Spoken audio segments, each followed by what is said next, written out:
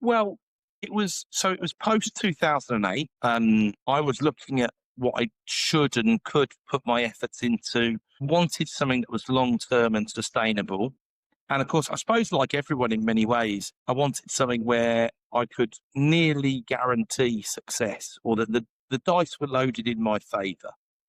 Although I owned one property during the whole 2008 thing, and that was my accidental landlord. That was the one that got me involved, sort of thing. That's the one that drew me in, and ended up making good money on that, mostly by luck, because it was on a base rate tracker mortgage. So when the rates came down, it was rented out, and it was supposed to be a property to live in, but I parted ways with my partner. We decided to keep the property because we couldn't sell it at a price that was anything like we'd paid for it because of the time, and then it started cash flowing very well when the base rate went through the floor. I remember that period well. I had one property at the time that was on base rate less 0.5%. Freebie.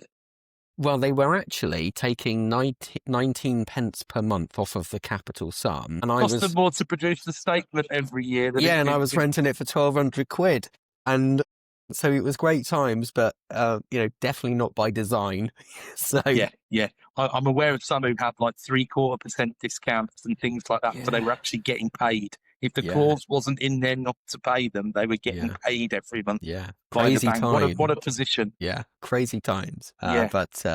So how do you turn that one property into so that's the kernel of an idea, is it? To say, do you know what, this thing works well. I can do more of this. Well, I guess, capital-wise, we lost money, of course, so it didn't. I kind of put that one a little bit out of my mind, although the cash flow was good. But the broader market, I looked at it and thought, right, okay, well, rents are doing okay. There's plenty of people renting because of the environment, and there will be.